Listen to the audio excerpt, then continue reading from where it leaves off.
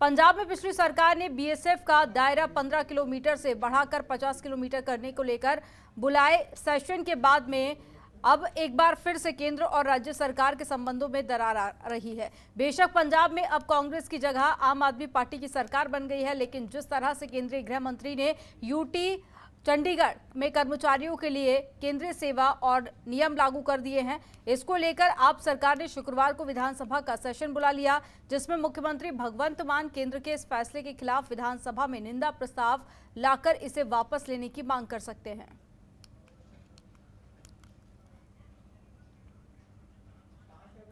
पंजाब के अमृतसर में कांग्रेसियों ने दिनों दिन बढ़ रही महंगाई को लेकर गुरुवार को हाल गेट पर धरना दिया और कांग्रेस के पूर्व प्रधान नवजोत सिंह सिद्धू, पूर्व डिप्टी सीएम ओम प्रकाश सोनी और जिला प्रधान अश्विनी पप्पू सहित कांग्रेसी पार्षद और वर्करों ने केंद्र की भाजपा सरकार के खिलाफ मोर्चा खोल दिया।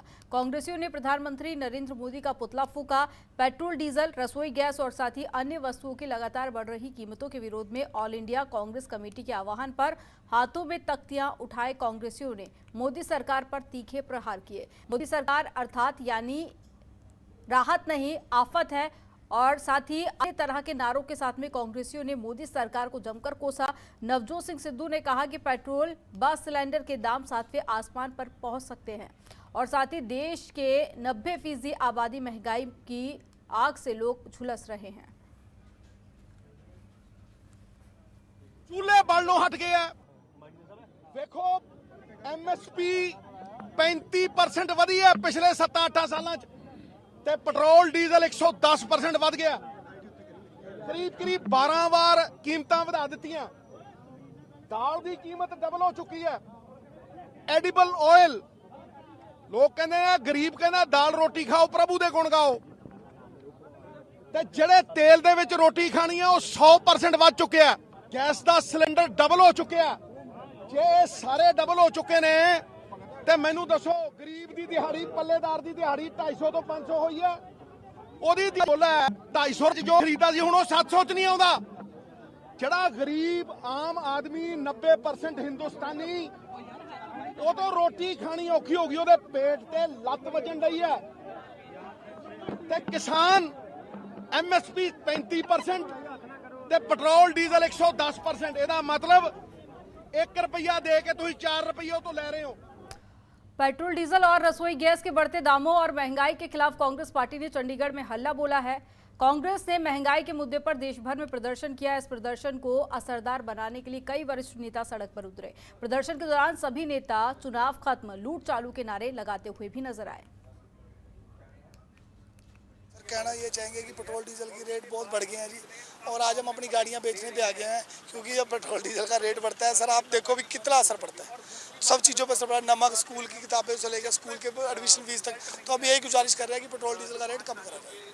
अगली कार्रवाई अब सड़कों पे उतरेंगे जी। आज ये पीसफुल है, 2-3 दिन हंगामा करेंगे, बड़ा हंगामा करेंगे। बस ये इन्होंने इलेक्शन लड़ना, इलेक्शन जीतना और उनका कोई मोटिव नहीं। इलेक्शन जीतने तक के कुछ भी कर सकते हैं, इलेक्शन के रिजल्ट के बाद इनको कोई फर्क नहीं पड़ता क्या हो रहा है, कौन जी रहा है, कौन मर रहा है, इनको कोई फर्क नहीं पड़ता।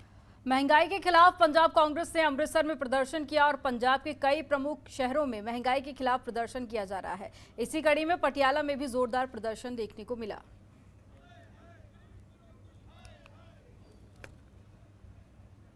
ਅੱਜ ਹਿੰਦੁਸਤਾਨ ਦੀ ਸਰਕਾਰ ਦੇ ਖਿਲਾਫ, ਮੋਦੀ ਸਰਕਾਰ ਦੇ ਖਿਲਾਫ, ਪੰਜਾਬ ਸਰਕਾਰ ਭਗਵੰਤ ਮਾਨ ਦੇ ਖਿਲਾਫ, ਚੀਫ ਮਿਨਿਸਟਰ ਦੇ, ਜਿਹੜੀ ਪੰਜਾਬ ਦੇ ਵਿੱਚ ਸਾਰੇ ਹਿੰਦੁਸਤਾਨ ਦੇ ਵਿੱਚ ਮਹਿੰਗਾਈ ਵੱਧ ਰਹੀ ਹੈ, ਉਹਦੇ ਪ੍ਰੋਟੈਸਟ ਦੇ ਵਿੱਚ ਜ਼ਿਲ੍ਹਾ ਕਾਂਗਰਸ ਕਮੇਟੀ ਪਟਿਆਲਾ ਵੱਲੋਂ ਇਹਨਾਂ ਸਰਕਾਰਾਂ ਦੇ ਖਿਲਾਫ, ਉਹਨਾਂ ਦੇ ਵਿਰੋਧ ਦੇ ਵਿੱਚ ਪ੍ਰੋਟੈਸਟ ਕੀਤਾ ਜਾ ਰਿਹਾ ਹੈ, ਜੋ ਕਿ ਸਾਡੇ ਪੰਜਾਬ ਪ੍ਰਦੇਸ਼ ਕਾਂਗਰਸ ਕਮੇਟੀ ਵੱਲੋਂ, ਪੰਜਾਬ ਪ੍ਰਦੇਸ਼ ਕਾਂਗਰਸ ਕਮੇਟੀ ਦੇ ਪ੍ਰਧਾਨ ਸਰਦਾਰ ਨਵਜੋਤ ਸਿੰਘ ਸਿੱਧੂ ਵੱਲੋਂ ਇਹ ਹਦਾਇਤ ਸੀ ਵੀ ਇਹਨਾਂ ਦਾ ਪ੍ਰੋਟੈਸਟ ਕਰੋ।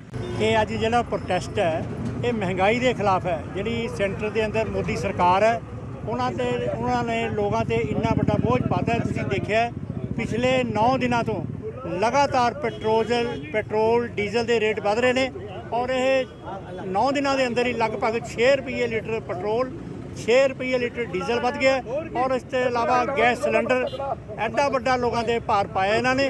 ਇਹ ਸਾਡੀ ਪੰਜਾਬ ਪ੍ਰਦੇਸ਼ ਕਾਂਗਰਸ ਕਮੇਟੀ ਵੱਲੋਂ ਹਦਾਇਤ ਤੇ ਸਾਡੇ ਪ੍ਰਧਾਨ ਸਾਹਿਬ ਵੱਲੋਂ ਇਹ ਜਿਹੜੇ ਨਿਰਦੇਸ਼ ਦਿੱਤੇ ਗਏ ਨੇ। ਅੱਜ ਜ਼ਿਲ੍ਹਾ ਸਤਰ ਤੇ ਧਰਨੇ ਲਾਏ ਗਏ ਨੇ। और अब खबर करनाल से है, जहां पेट्रोल, डीजल और रसोई गैस की कीमतों में बढ़ोतरी को लेकर कांग्रेस पार्टी की ओर से सरकार के खिलाफ प्रदर्शन किया गया। दरअसल कांग्रेस पार्टी महंगाई के मुद्दे को लेकर सरकार पर लगातार हमलावर है। उनका कहना है कि केंद्र सरकार पेट्रोल, डीजल के दाम लगातार बढ़ाती जा रही है। इसको लेकर गुस्साए कांग्रेस पार्टी के नेताओं ने केंद्र सरकार के खिलाफ जमकर नारेबाजी की। आज पूरे हिंदुस्तान के अंदर हमारी राष्ट्रीय अध्यक्ष श्रीमती सोनिया गांधी के निर्देश पर आज पूरे उत्तर प्रदेश में जिले हेडक्वार्टर पर महंगाई के खिलाफ धरना देने का काम किया गया है। आज मुझे करनाल भेजा गया है नगर पालिका के चुनाव के सिलसिले में।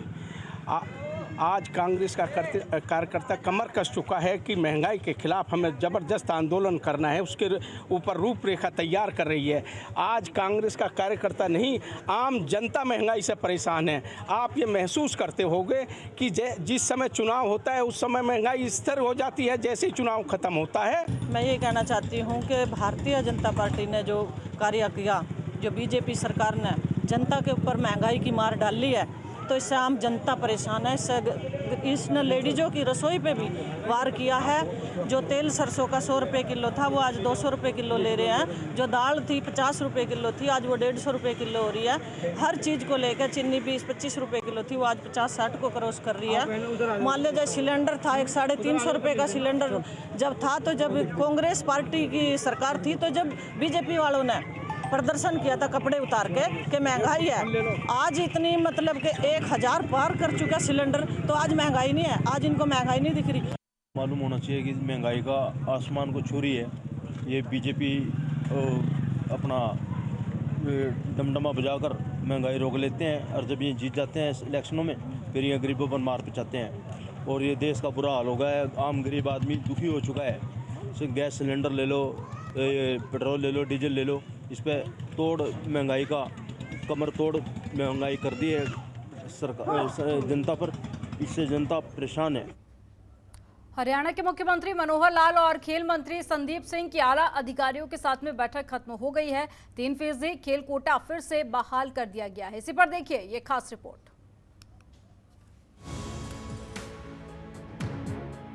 हरियाणा सरकार ने खेलों के क्षेत्र में एक बड़ा फैसला लिया है। दरअसल मुख्यमंत्री मनोहर लाल ने खेल कोटे को लेकर खेल मंत्री संदीप सिंह और अधिकारियों के साथ में बैठक की थी, जिसमें 3% कोटे को फिर से बहाल करने का फैसला लिया गया। आउटस्टैंडिंग स्पोर्ट्स पॉलिसी के तहत कोटे को बहाल किया गया। इसके साथ ही बैठक में फैसला लिया गया कि पदक लाओ पदक पाओ का कोटा भी बहाल रहेगा। ABC में 3%, D के लिए 10% कोटा बरकरार रहेगा। वहीं फर्जी सर्टिफिकेट की प्रक्रिया को सख्त करने का फैसला भी लिया गया। मनोहर सरकार के इस फैसले को जननायक जनता पार्टी के प्रधान महासचिव दिग्विजय सिंह चौटाला ने स्वागत किया। उन्होंने ट्वीट कर कहा कि हरियाणा के खिलाड़ियों के हित में प्रदेश की सरकार नौकरियों में खेल कोटा बहाल करने के लिए सीएम मनोहर लाल और डिप्टी सीएम को बहुत बहुत आभार और अभिनंदन।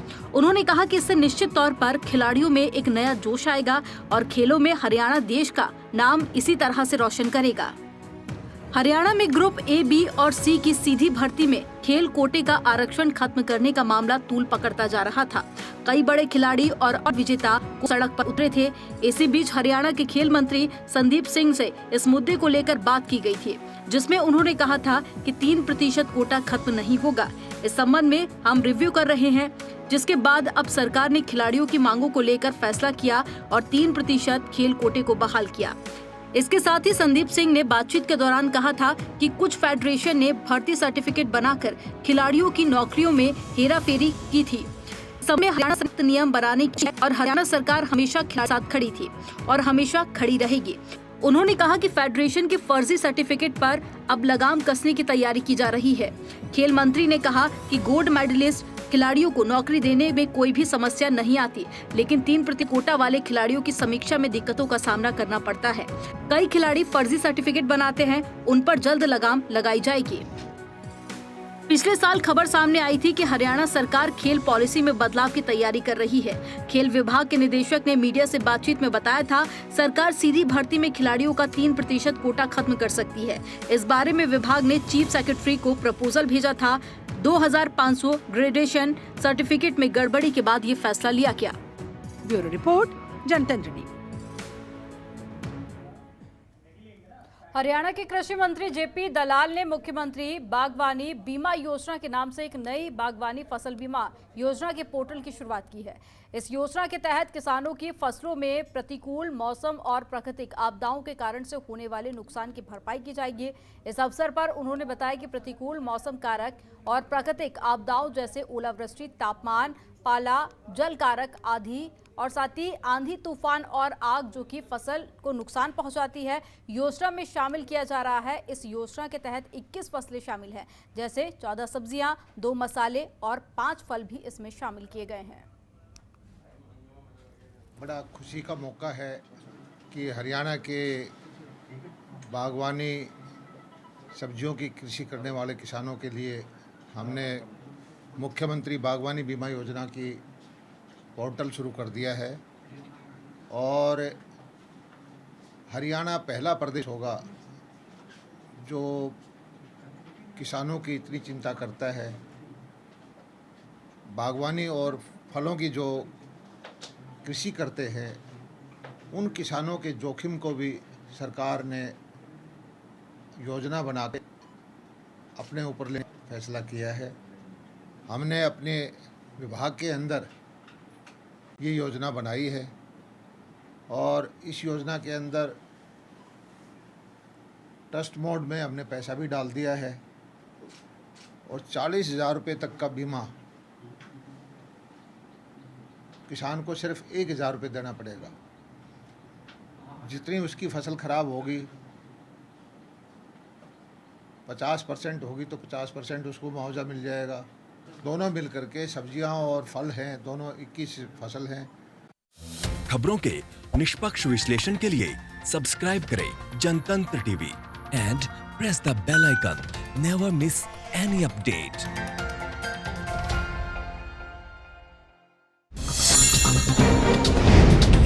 डाउनलोड कीजिए जनतंत्र टीवी ऐप को, जो कि अवेलेबल है गूगल प्ले और ऐप स्टोर पर। अधिक जानकारी के लिए अभी डाउनलोड करें।